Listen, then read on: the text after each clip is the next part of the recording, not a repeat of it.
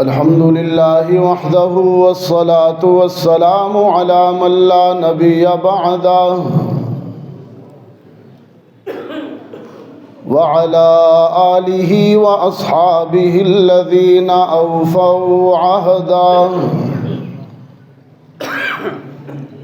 الذين هم مصابيح الرحمة ومفاتيح الغرر. أعوذ بالله من الشيطان الرجيم. بسم الله الرحمن الرحيم. كتاب أنزلناه إليك مبارك ليدبروا آياته وليتذكر أولو الألباب.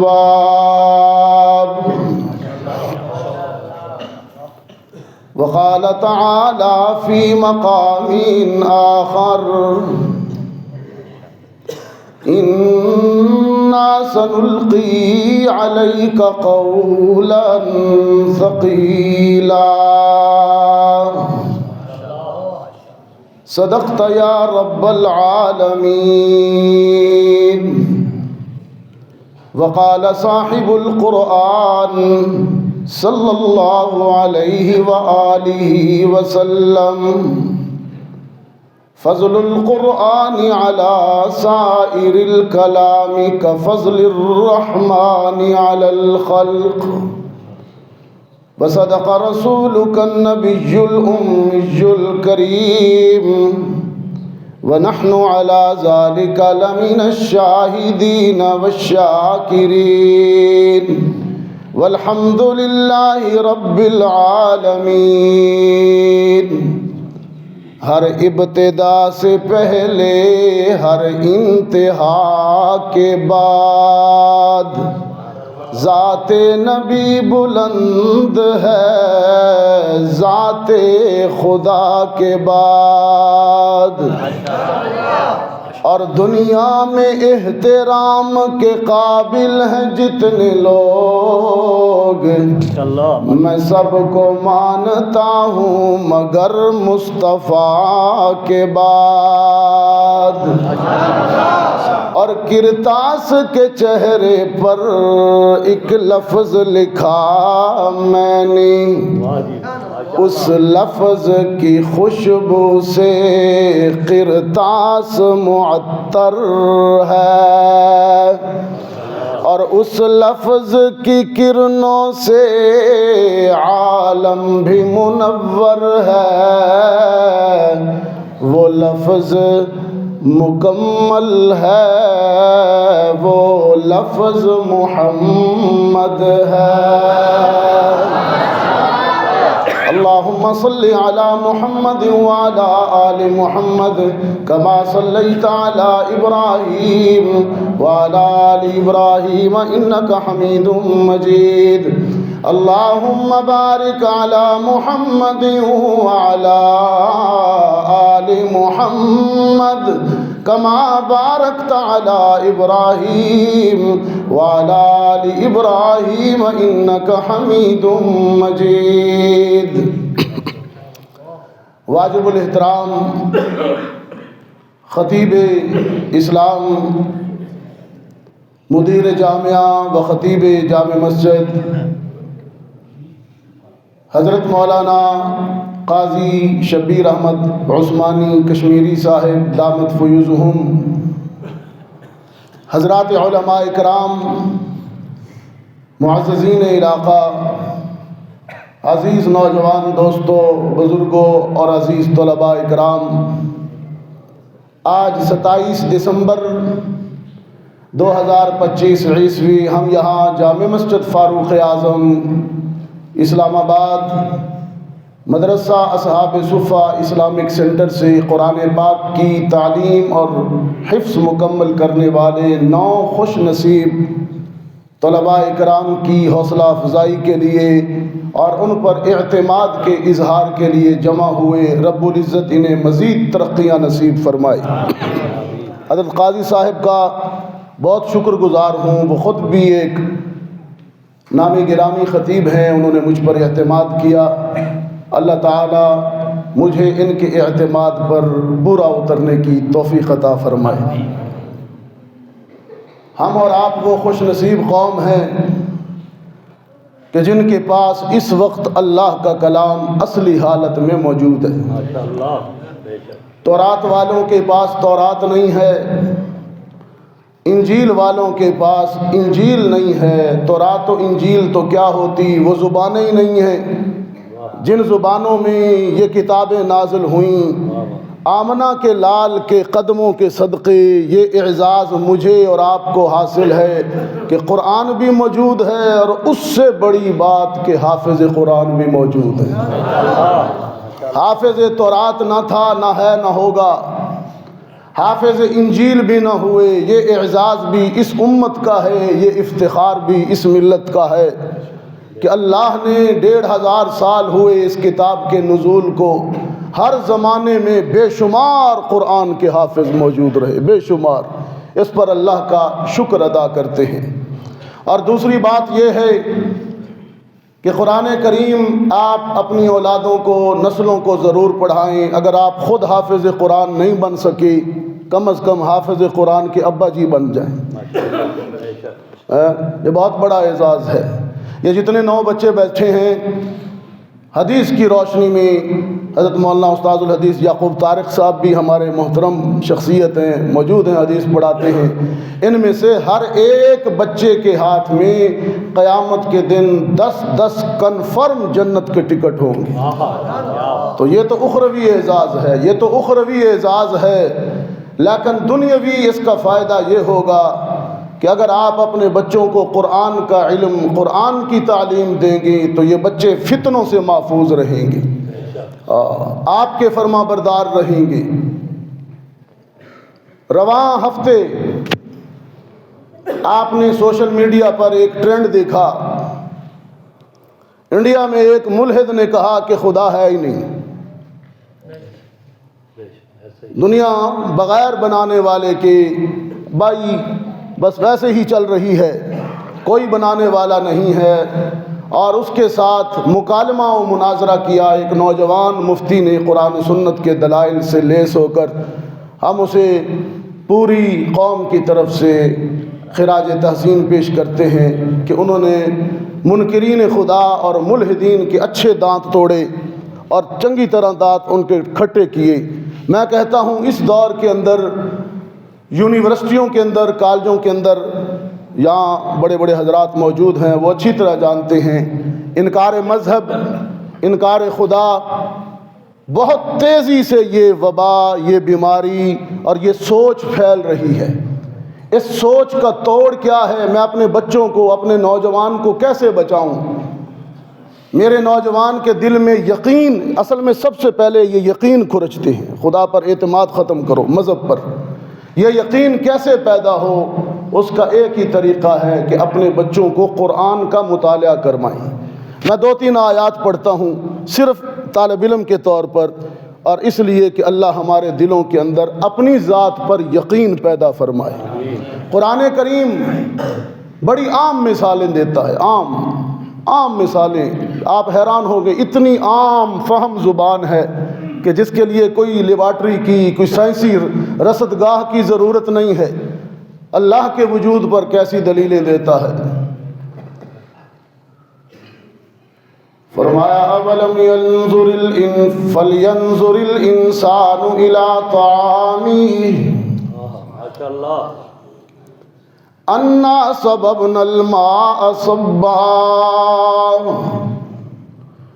ثم شققنا الارض شقا فانبتنا فيها حبا وعنبا وقضبا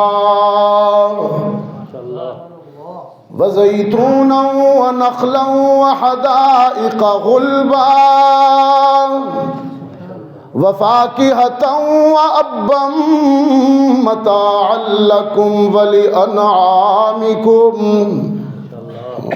دسترخوان پر بیٹھ کر روٹی کا نوالا، روٹی کا لقمہ توڑ کر منہ میں ڈال کر چبا کر نگلنے سے پہلے ذرا سوچا کرو۔ کیسے یہاں تک پہنچا ہے.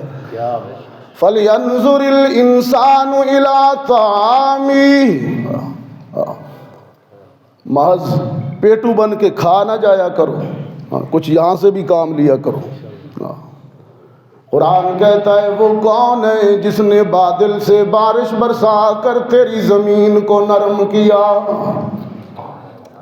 سورج کی دھوپ اور سورج کی روشنی سے تیری فصلوں کو پکایا، ہوائیں چلا کر فصلوں کو بہار کیا، چاند کی چاندنی سے ذائقے اور مہک پیدا کی ثمرات اور خوراک میں. ایک لقمہ تیرے منہ تک پہنچانے کے لیے سورج بھی تیری خدمت کے لیے مسخر ہے، چاند بھی تیرا خادم ہے، بادل اور بارش بھی تیری ڈیوٹی دے رہی ہیں، تیری نوکری کر رہی ہیں. کیا انداز ہے قرآن کا. ہاں یہ دیکھ تو صحیح. ایک عرب کہہ رہا تھا، بڑی عجیب تھا تو بدو بڑی دیہاتی، بڑی عجیب بات کہہ رہا تھا. وہ کہہ رہا تھا البعرۃ علی البعیر والأثر علی المسیر وهذا النظام العجیب الغریب کیف لا يدل على صانع اللطیف الخبیر. جنگل میں مینگنیاں لید گوبر نظر آ جائے تمہیں پتہ چلتا ہے جانوروں کا ریوڑ گزر آئے. دیکھا نہ بھی ہو تو تم مینگنیاں دیکھ کر سمجھتے ہو بکریاں گزر کے گئی ہیں، پتہ چل جاتا ہے نا. راستے میں انسانوں کے قدموں کے نشان مٹی پر نظر آئے تم جان جاتے ہو قافلہ گزر کے گیا ہے، کوئی مجمع ہجوم گزر کے گیا. اور یہ چمکتا ہوا سورج، یہ مہکتے ہوئے پھول، یہ چہکتے ہوئے پرندے، بہتے ہوئے جھرنے، کائنات کا منظم اور حسین و جمیل نظام، اس قادر مطلق کے وجود کا تمہیں کیوں پتہ نہیں دیتا، کیوں پتہ نہیں دیتا. مینگنیوں سے جانوروں کو جانتے ہو، قدموں کے نشان سے خالق کو جانتے. یہ اتنی خوبصورت کائنات تمہارے دائیں بائیں اوپر نیچے، تمہیں پھر بھی توفیق نہیں ہوتی اس پر یقین رکھنے کی، اس پر ایمان رکھنے کی. اور ایک دوسرے یہ قرآن کی مثالیں دیکھیں نا جی، کوئی بڑی بڑی باتیں نہیں ہیں، کوئی سائنس لیبارٹری کی ضرورت نہیں ہے. اس لیے کہتے ہیں نا قرآن کلام فطرت ہے. اور ایک مقام پر فرمایا وَإِنَّ لَكُمْ فِي الْأَنْعَامِ لَعِبْرَةً نسقيكم مما في بطوني من بين فرس ودم لبنا خالصا سائغا للشاربين. جانوروں کا دودھ پی جاتے ہو، تقسیم بھی کر دیتے ہو، لیکن سوچا کرو تمہاری بھینس کا رنگ سے آئے، گوبر بدبودار ہے، پیشاب پیلا ہے، خون سرخ ہے. ان چار منفی اور بدبودار چیزوں میں سے تیرے گلاس میں خوش ذائقہ اور خوش رنگ دودھ لانے والا کون ہے؟ کیوں نہیں مانتے ہو؟ کتنی عام دلیل. اور ایک مقام پر تو حد ہو گئی سورۃ المومنون میں. اگر تمہیں سورج دیکھ کر خدا سمجھ نہیں آتا، بہت دور ہے سورج، چاند بھی بہت دور ہے، نظام بڑا ہے میری عقل میں نہیں آتا. قرآن کہتا ہے کوئی مسئلہ نہیں، آئینے کے سامنے کھڑا ہو جا، شیشے کے سامنے.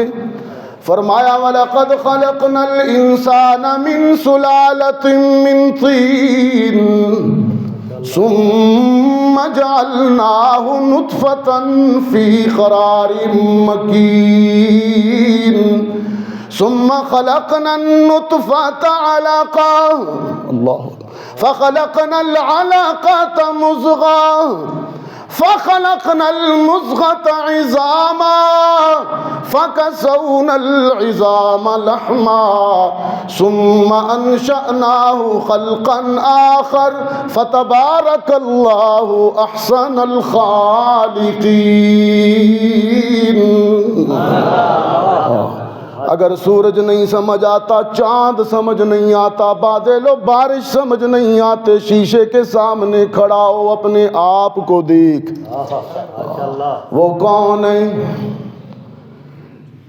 جو شکم مادر میں ایک چھوٹی سی بوند کی یوں پرورش کرتا ہے، نطفہ کو علقہ بناتا ہے، علقہ کو مضغہ بناتا ہے، مضغہ سے ہڈیاں بناتا ہے، ہڈیوں پر گوشت چڑھاتا ہے، اور پھر ایک خوبصورت 6 فٹ کی تصویر ایک پانی کے نطفے سے بنا ڈالتا ہے۔ اولم یر الانسان انا خلقناہ من نطفہ، دیکھتا نہیں ہے، تجھے نہیں بنایا۔ ملحد کہتا ہے میں بائی چانس پیدا ہوں، میرا کوئی گاڈ نہیں ہے، میں بائی چانس آ گیا ہوں۔ قرآن کہتا ہے فَإِذَا هُوَ خَصِيمٌ مُبِينٌ، اب بکواس کرتا ہے، یہ سورہ یاسین کا آخر ہے نا، خصیم، اب بکواس کرتا ہے میرے بارے میں۔ اولم یر الانسان انا خلقناہ من نطفۃ فاذا هو خصیم مبین، اپنے آپ کو نہیں دیکھتا، بکواس کرتا ہے۔ ضرب لنا مثلا، ضرب لنا مثلا، میرے بارے میں باتیں کرتا ہے۔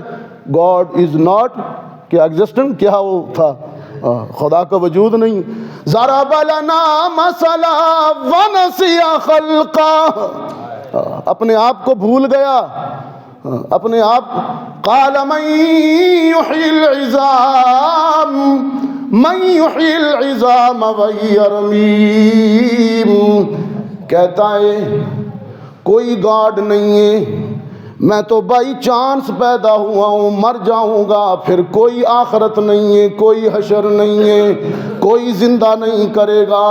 رب العالمین نے فرمایا اس منکر خدا، اس آخرت فراموش سے کہہ دو صرف اسے نہیں زندہ کروں گا، بلا قادرین علی ان نسوی بنانا، صرف تجھے نہیں تیری انگلیوں کے پوروں پر جو فنگر پرنٹس بنے جیسے دنیا میں تھے ویسے دوبارہ بناؤں گا۔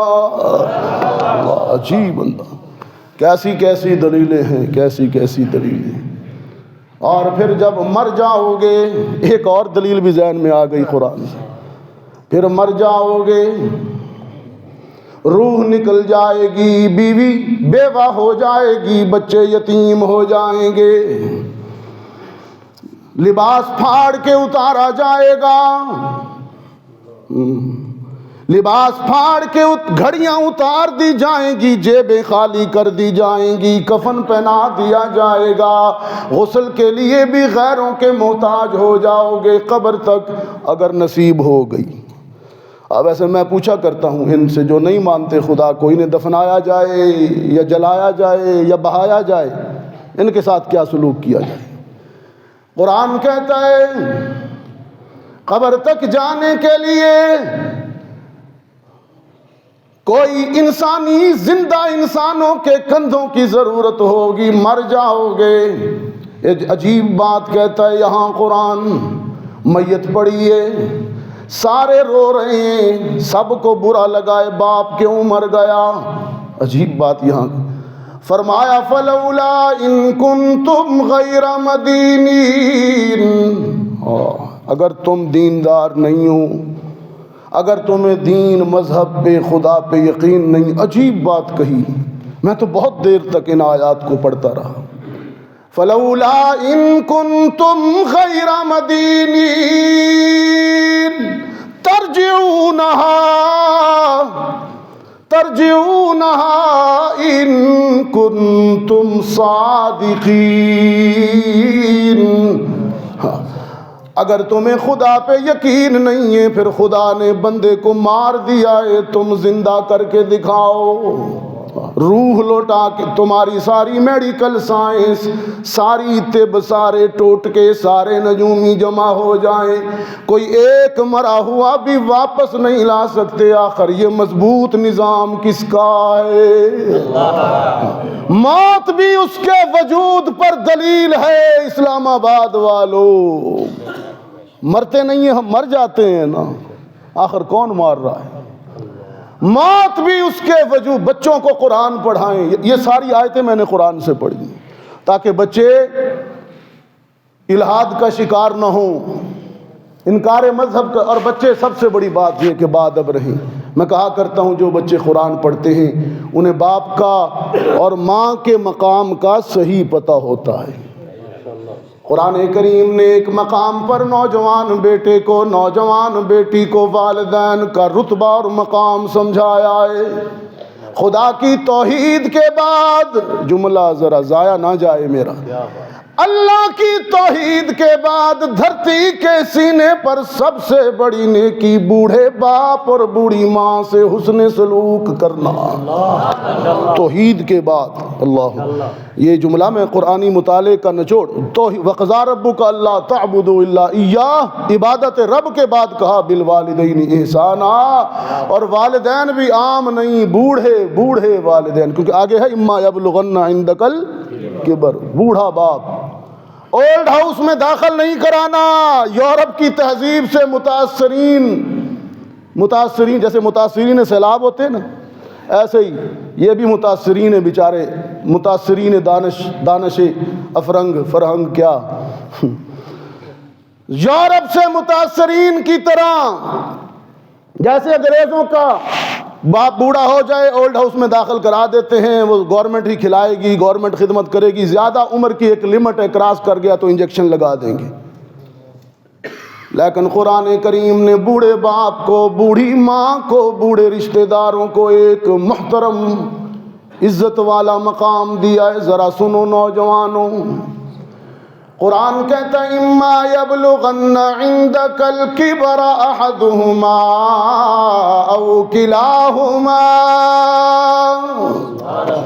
فلا تقل لہما اف ولا تنہرہما وقل لہما قولا کریما واخفض لہما جناح الذل من الرحمہ وقل رب ارحمہما کما ربیانی صغیرا. 5 حکم دیے نوجوان کو، بوڑھے باپ کے لیے 5 حکم. ابا جب بوڑھا ہو جائے، ماں جب بال سفید کر بیٹھے، نوجوان بیٹے کو اور بیٹی کو حکم ہے اف نہ کہا کرو، بحث نہ کیا کرو، نرم بات کیا کرو، ادب سے جھکے رہا کرو، رحمت کی دعا کیا کرو. 5 حکم دیے. ان 5 میں دو کی ذرا جو آخری 2 ہے نا، آخری 4 اور 5، اس پر تھوڑی ایک ایک لائن کہتا ہوں. واخفض لہما جناح الذل من الرحمہ. بوڑھے کو تو میں نے جھکا دیا ہے، اس کا اینگل نکل گیا ہے، اس کی کمر جھک گئی ہے، بزرگی نے، سن رسیدگی نے اسے ٹیڑھا کر دیا ہے. قرآن کہتا ہے وَاخْفِضْ لَهُمَا جَنَاحَ الذُّلِّ مِنَ الرَّحْمَةِ.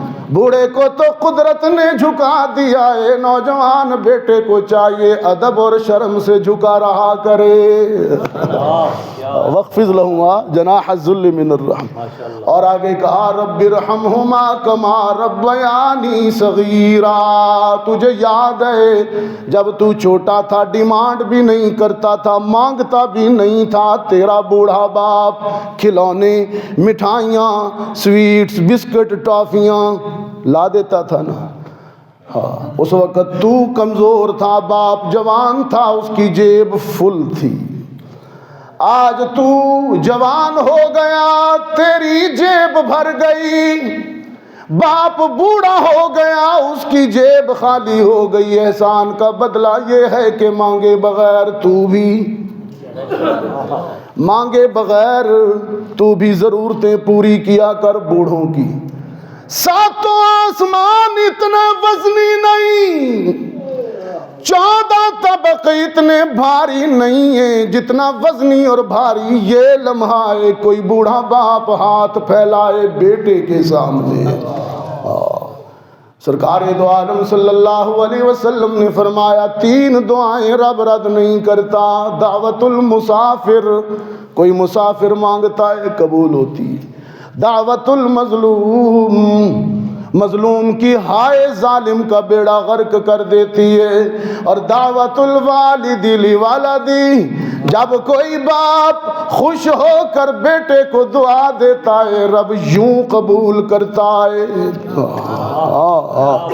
مولوی کی دعا مقتدی کے لیے قبول ہوگی کہ نہیں کوئی گارنٹی نہیں، چاہے تو کر لے. مرشد کی دعا مرید کے لیے قبول ہوگی کہ نہیں کوئی گارنٹی نہیں.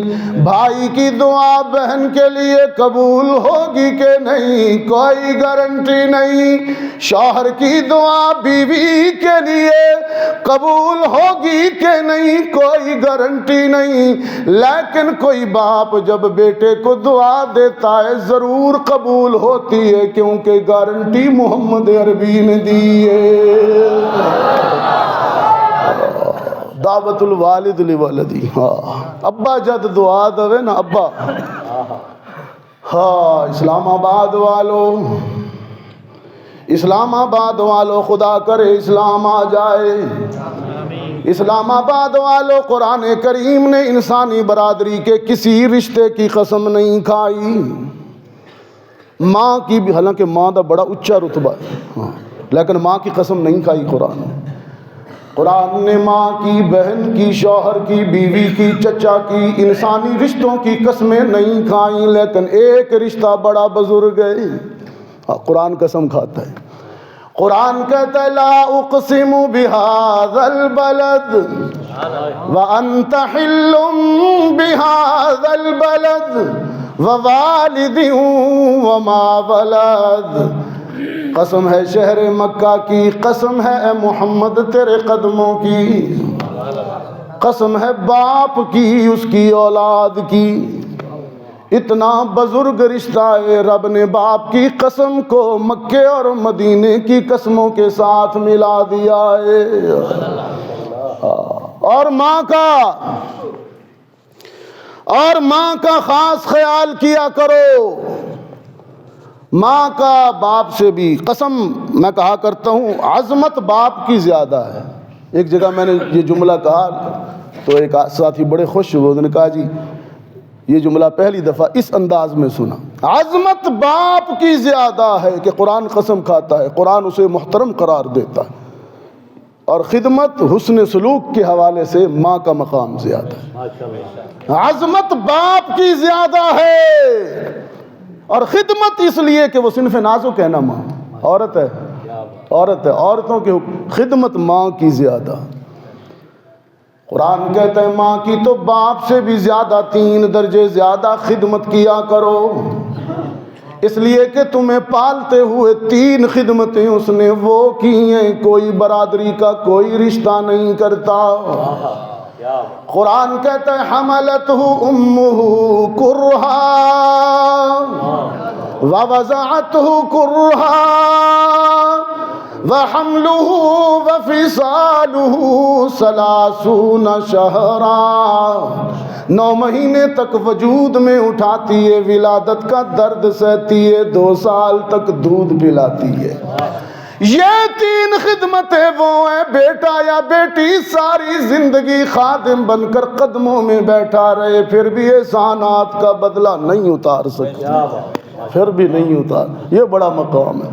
اور جب کوئی ماں اپنے بچوں کو یا بیٹے کو یا بیٹی کو پیار کرتی ہے، عرش والا کہتا ہے دیکھو اس کے پیار میں میرے پیار کی جھلک ہے، اس کے پیار میں میرے پیار کا عکس ہے. دیکھو نا، وہ دیکھو نا.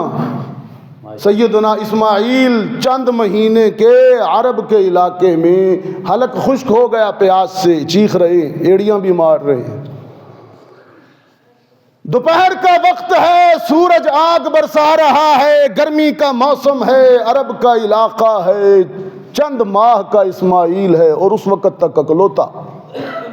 اور اماں ہاجرہ ہے ممتا کی ماری ہوئی بے چین ماں، پانی کی تلاش میں بھاگتی ہے ادھر ادھر، کتنے چکر؟ 7۔ میں نے کہا تڑپتا ہے کوئی بیٹا، تڑپتا ہے کوئی بیٹا تو ماں کا دم نکلتا ہے، تڑپتا ہے کوئی بیٹا تو ماں کا دم نکلتا ہے، مگر جب ماں تڑپتی ہے تو پھر زمزم نکلتا ہے۔ رب العالمین نے فرمایا ہاجرہ پانی کا مسئلہ نہیں ہے، پانی کی بات نہیں ہے، پانی تو زمزم بنا کر تیرے بیٹے کے قدموں میں نکال دیا، لیکن بیٹے کی محبت میں تو جو دیوانہ وار پہاڑوں پر بھاگی، ہاجرہ تیرا بھاگنا مجھے اتنا اچھا لگا، میں قیامت تک کے لیے تیری دوڑ کو عبادت بنا رہا ہوں۔ اب میں عمرہ اور حج قبول نہیں کروں گا جب تک ماں کی طرح سعی نہیں کرو گے۔ ماں کی قدر کیجئے، ماں کا دل نہ دکھایا کیجئے۔ جب کوئی بیٹا ماں کا دل دکھاتا ہے، ماں آنسو بہا کر کہتی ہے خون جگر دے کے تجھے بڑا کیا، توتلی زبان بول بول کر تجھے لفظ سکھائے، لقمے چبا چبا کر تیرے منہ میں ڈالے، انگلی پکڑ کر تجھے چلنا سکھایا، آج بولنا آ گیا مجھے گالی دیتا ہے، مجھ پہ زبان چلاتا ہے۔ بیٹا کہتا ہے ماں جب مفلوج ہو جاتی ہے، بیماریوں میں گر جاتی ہے، بیڈ پہ وہیل چیئر پہ آ جاتی ہے، ایک بیٹا کہتا ہے تو سنبھال بوڑھی کو، دوسرا کہتا ہے تیسرے کو تو سنبھال۔ چند بچوں کو جو پالا تھا ایک ماں نے جتن سے، ممتا کا صلہ پھر بھی ضعیفی میں نہ پائی، ہر چیز ہوئی تقسیم باپ کے مرتے، ایک اماں تھی جو حصے میں کسی کے بھی نہ آئی۔ ماں کا دل نہ دکھایا کرو، ماں کا سایہ جب اٹھ جاتا ہے ماں چلی جاتی ہے، پھر بیٹا اور بیٹی حسرت کی تصویر بن کر آنسو بہاتے رہ جاتے ہیں، لیکن وقت گزر چکا ہوتا ہے۔ وہ دیکھیے نا دانائے مشرق حکیم الامت علامہ محمد اقبال کی ماں فوت ہوئی، کچھ دن تک فرط غم میں ہوش ہی نہیں رہا،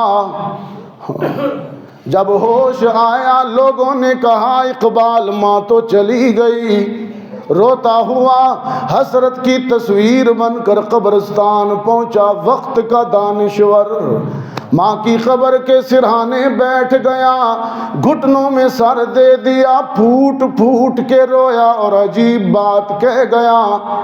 شاعر حساس ہوتا ہے، بات وہ کہہ دی ہر اس آدمی کا احساس نظم بنا دیا، ہر اس بیٹے کا جس کی ماں نہ رہی۔ اقبال ماں کی قبر کو مخاطب ہو کے کہتا ہے کہ اماں جی تیری قبر پہ ایک فریاد لایا ہوں، خاک مرقد پہ تیری ایک فریاد لایا ہوں، خاک مرقد پہ تیری ایک فریاد لایا ہوں، کہ اب دعائے نیم شب میں کس کو یاد آتا ہوں۔ اماں تیرے جانے کے بعد کوئی رشتہ ایسا نہیں ہے، کوئی ہستی ایسی نہیں ہے جو آدھی رات کو اٹھ کر اقبال کو دعائیں دے۔ دعاؤں کے دروازے بند ہو گئے اماں، تیرے علاوہ کوئی ہستی نہ رہی جس کی گود میں سر رکھ کر اقبال آنسو بہائے، جس کے آنچل سے آنسو صاف کرے، جس کو تلخیاں سنائے، غم بتائے، شکوے سنائے، کوئی نہیں رہا کس کے سامنے روؤں رشتوں میں سے۔ عمر بھر تیری محبت، عمر بھر تیری محبت میری خدمت کرتی رہی، اور میں تیری خدمت کے ہوا قابل، تو چل بسی۔ ماں اگر زندہ ہے، سایہ سلامت ہے، اللہ کرے سلامت رہے، تو قدر کر لیجئے۔ آپ کے پڑوس میں بیٹھا ہے،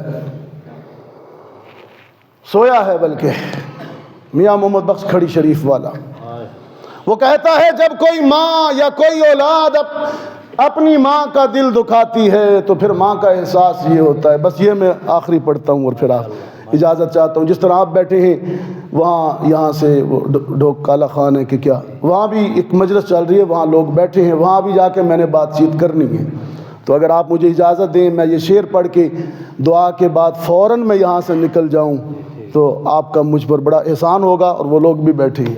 ماں کا جب اولاد دل دکھاتی ہے تو ماں کہتی ہے، میاں محمد بخش کھڑی شریف والے نے ماں کے دکھ کو زبان دی۔ ماں کہتی ہے ساری عمر میں آٹا گنیا تے لکھاں کیتے پیڑے، ساری زندگی میں آٹا گنیا تے لکھاں کیتے پیڑے، آنکھے ویلے محمد بخشا اج کوئی نہیں لگدا نیڑے، سب پرواز کر گئے، بیٹے بھی بھاگ گئے، شوہر تو ویسے ہی خدا نے لے لیا، ماں روتی ہے۔ سرکار دو عالم صلی اللہ علیہ وسلم کا ماں سے اتنا تعلق کہ حجۃ الوداع کے بعد مدینہ جاتے ہوئے اماں آمنہ کی قبر پر آئے، زار و قطار روئے، محمد ماں کو یاد کر کے، اقبال رو رہا ہے، دانشور رو رہے ہیں، خدا جانے ماں کے رشتے میں کیا کشش ہے، خدا جانے اس کے رشتے میں کیا محبت ہے۔ امام الانبیاء بھی رو رہے ہیں، حالانکہ صرف 6 برس پائے ہیں اس کے سائے میں، یتیمی میں فوت ہو گئی، لیکن محمد 60 سالہ عمر میں بھی ماں کی قبر پہ روئے ہیں، رشتہ ہی ایسا ہے۔ اللہ میری اور آپ کی حاضری کو قبول فرمائے۔ بچوں کو حضرت قاضی شبیر احمد عثمانی صاحب کو ایک مرتبہ پھر دل کی گہرائیوں سے مبارکباد دیتا ہوں، اللہ میری حاضری کو قبول فرمائے۔ وآخر دعوانا ان الحمدللہ رب العالمین۔